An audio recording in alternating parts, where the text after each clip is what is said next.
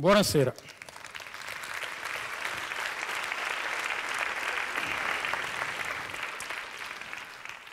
Tre settimane fa, camminando davanti a un centro commerciale, ho visto questo cartone e all'interno di questo cartone c'era una lettera che testé vi leggo, non l'ho scritta io, non ne condivido il contenuto, ma insomma voglio leggervela così come è stata scritta.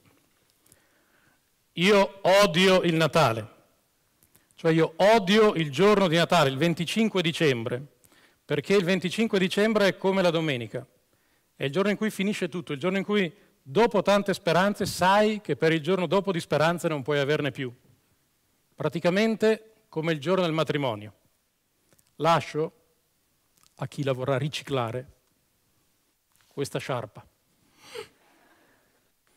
È l'ultimo regalo riciclato di qualche lontano parente, non mi mancherà. L'unico mio consiglio prima di indossarla è di trattare il collo con un'apposita lozione protettiva, onde evitare arrossamenti, infiammazioni ed altre gravi affezioni dermatologiche. Buon Natale a tutti per quanto possibile. Addio.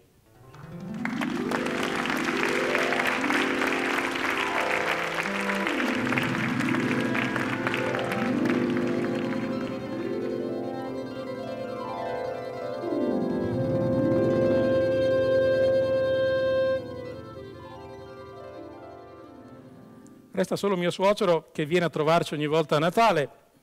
Lui arriva dalla Sicilia perché lei è nata in Sicilia, anch'io peraltro ho 2 nonni siciliani, solo che lui dà sempre ragione a lei e io un po', insomma, mi irrigidisco. Potrei regalare a lui qualche cosa di utile. Una bara.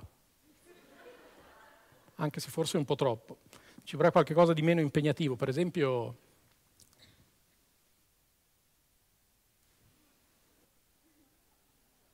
una sciarpa.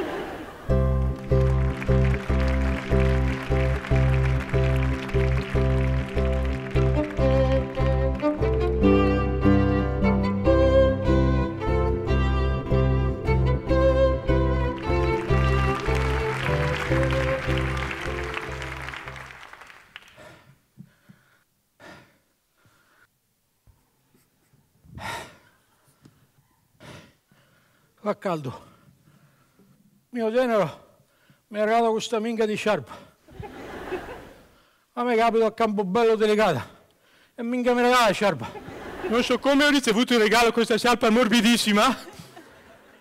Sì, mi è arrivato un regalo del signor Nino Campofiore e diciamo che per me è un regalo sempre bello perché dove abito io non succede mai niente, quindi a Natale è l'evento più importante dell'anno.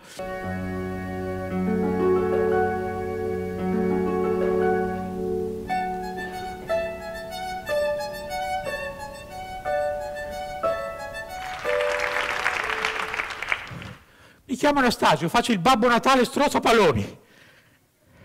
Vado in giro a fare i palloncini al periodo natalizio, che piacciono ai bambini.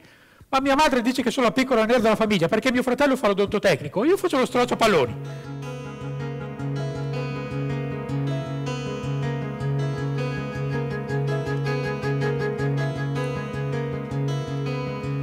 Secondo i sondaggi che si leggono ovunque sui giornali, a Natale si regalano soprattutto giocattoli, sciarpe, cappelli, guanti, foulard, agende, pietre della fortuna, calendari, penne, macchine per il caffè, pigiami, profumi, calzini, mutande, animali, televisori, frigoriferi, iPod, iPhone, biancheria intima, vino, DVD e CD di gruppi sconosciuti che suonano musiche natalizie.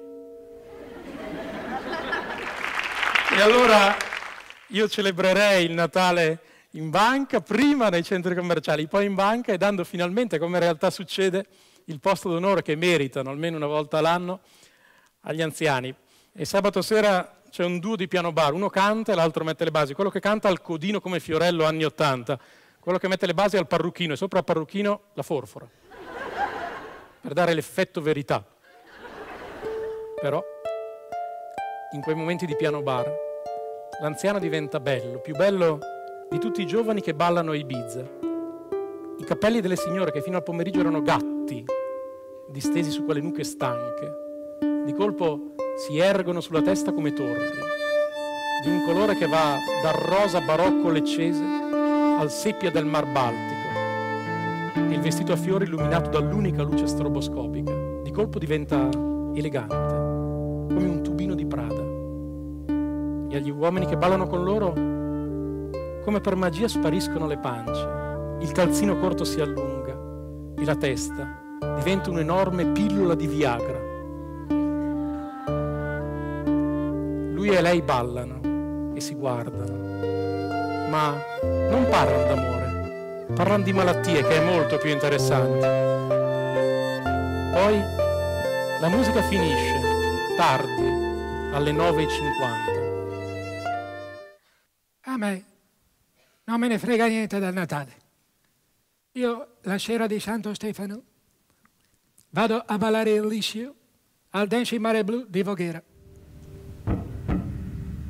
C'è gente che se nel periodo natalizio vede un senza tetto dormire per strada davanti a un negozio, pensa che magari sia lì perché il giorno dopo cominciano i saldi e magari lo sveglia per chiedergli cosa vende il negozio. Avalon non è il nome di un luogo fantastico, è il nome che ho dato alla panchina sulla quale da qualche tempo passo le mie notti. E da quando dormo lì, tutte le cose umane mi sembrano stupide e inutili, come una canzone di Anna Tatangelo. Da parte mia, ormai mi accontento di quello che può riservarmi ogni giorno la vita. E anche una sciarpa ruvida, forse buttata via da qualcuno, ai miei occhi e per la mia vita può sembrare un regalo meraviglioso.